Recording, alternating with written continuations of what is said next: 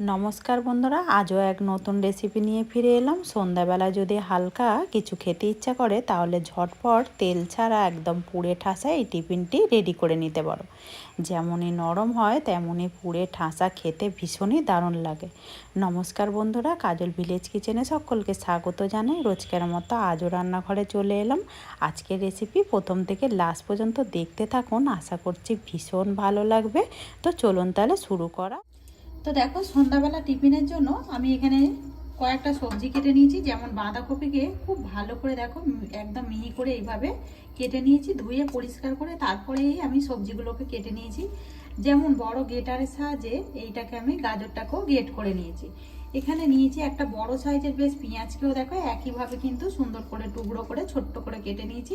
একটা ক্যাপসিকামের আমি একটা ছোট্ট মতো সেটাকেও কিন্তু কেটে নিয়েছি। এবারে সমস্ত সবজির মধ্যে আমি দিয়ে দেবো স্বাদ মতো লবণ বা মাপ মতো লবণ। তো লবণটা তোমরা তোমাদের মাপ মতোই ব্যবহার করবে। আমি দিয়ে দিলাম লবণ, দিয়ে এবারে সমস্ত খুব ভালো করে মিশিয়ে নিতে হবে। এতে করে সবজিগুলো কিন্তু একেবারে নরম হয়ে যাবে, তার টিফিনটা কিন্তু খেতে বেশ দারুণ লাগবে। সমস্ত সবজির মধ্যে আমি লবণটা মাখিয়ে নিয়েছি, আর তোমরা তোমাদের পছন্দ মতো এখানে সবজি কিন্তু ব্যবহার করতে পারো। এবার এইটাকে সাইডে রেখে দিয়ে ময়দা মেখে নেব। ভালো করে আমি ময়দাটাকে এইভাবে নরম আর সফট করে মেখে নিয়েছি। দেখতেই পাচ্ছ মাখাটা ঠিক এইভাবে কিন্তু নরম আর সফট করে মেখে নিতে হবে। এবারে এর গায়ে একটু তেল মাখিয়ে দেবো, সাদা তেল দিয়ে দেবো। এদিকে সবজিতে যে লবণ মাখিয়ে রেখেছিলাম বেশ কিন্তু নরম হয়ে গেছে, সেটা কিন্তু দেখতেই পাচ্ছ। আর এই দেখো কত জল ছাড়ছে। এইভাবে সমস্ত জলটাকে আমি চিপে ফেলে দেব। সমস্ত জলটাকে আমি চিপে ফেলে দিয়ে তারপরে সবজিগুলোকে আবার ওই পাত্রের মধ্যে নিয়ে নিয়েছি। এবার এখানে দিয়ে দেবো আমি ছোট সয়াবিন। তো দেখো এই ছোট সয়াবিনটাকে আমি আগে থেকে কিন্তু একটু লবণ দিয়ে আর ভালো করে সিদ্ধ করে জলটা আমি চিপে ফেলে দিয়ে তারপরে এখানে রেখেছি। তোমরা চাইলে কিন্তু বড় সয়াবিনও নিতে পারো, তাই ক্ষেত্রেও কিন্তু একইভাবে করে নেবে, কিন্তু একটু টুকরো করে ছিঁড়ে নেবে, তাতেই হবে। এবার এর মধ্যে দিয়ে দেবো আমি গোলমরিচ গুঁড়ো। তো এখানে গোলমরিচ গুঁড়ো দিচ্ছি।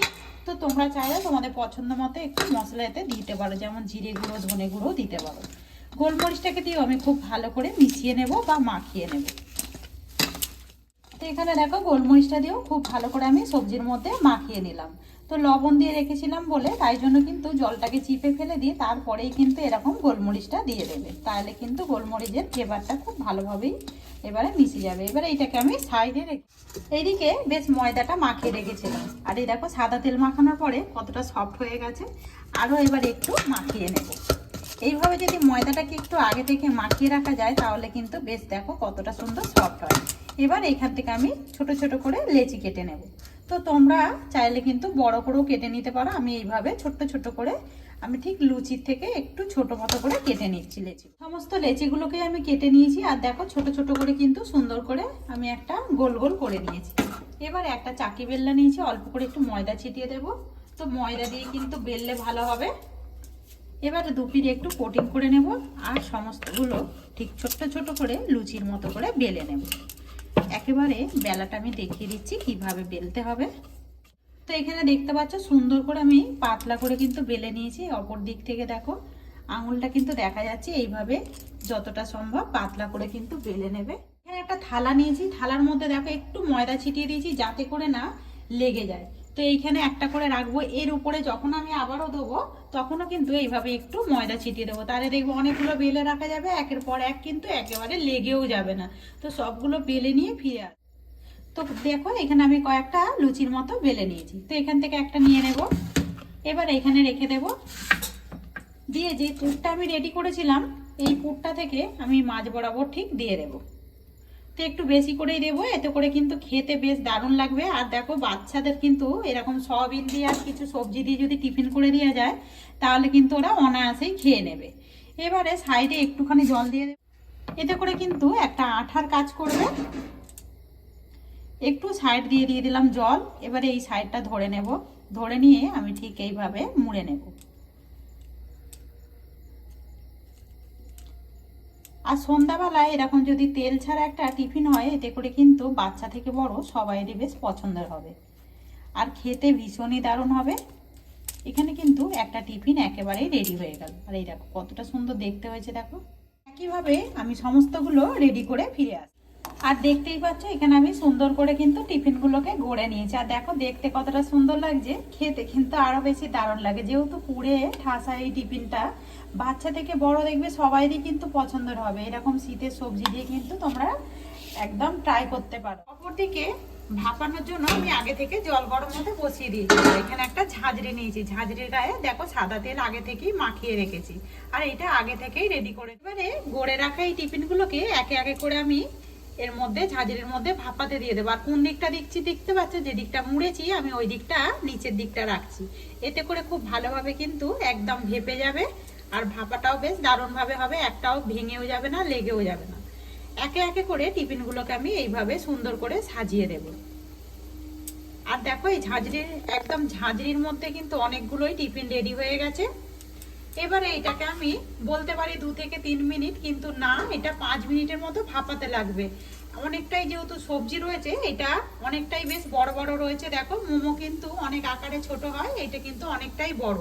তাই জন্য 5 মিনিট মতো ঢাকা দিয়ে খুব ভালো করে আমি ভাপিয়ে নেব। তো এখানে দেখো 5 মিনিট হয়ে গেছে। 5 মিনিট পর আমি ঢাকাটা খুলছি। আর কতটা সুন্দরভাবে হয়েছে দেখো, দারুণভাবে কিন্তু বেশ সিদ্ধও হয়ে গেছে। একদম সবজিগুলো ভেতর থেকে দেখো দেখাও যাচ্ছে, দেখতে যেরকম লোভনীয় হয়েছে। সন্ধ্যা টিফিনটা কিন্তু এইভাবে যদি রেডি করা যায় তাহলে কিন্তু জমে উঠবে। তো এবারে নামিয়ে সমস্ত টিফিনগুলোকে আমি এইভাবে তুলে নেব। আর এই দেখো একটাও কিন্তু ভেঙে যায়নি, আর কতটা সুন্দর উঠে যাচ্ছে দেখো। এইগুলো আমি তো দিয়েছি বল মোমো, তোমরা কিন্তু এর কি নাম দেবে দিতে পারো। সমস্ত টিফিনগুলোকে আমি একটা প্লেটের মধ্যে তুলে নেব। আর এগুলো যেমনই নরম হয় একদম মুখে দিলেই কিন্তু মিলিয়ে যাবে। এইভাবে সমস্তগুলোকে আগে তুলে নেব, তুলে নিয়ে তারপরে রেডি করে নেব আরও যেগুলো বাকি রয়েছে। সমস্ত টিফিনগুলোকেই গড়ে নিয়ে ফিরে এলাম। আর টিফিনগুলো দেখো কতটা সুন্দর দেখতে হয়েছে।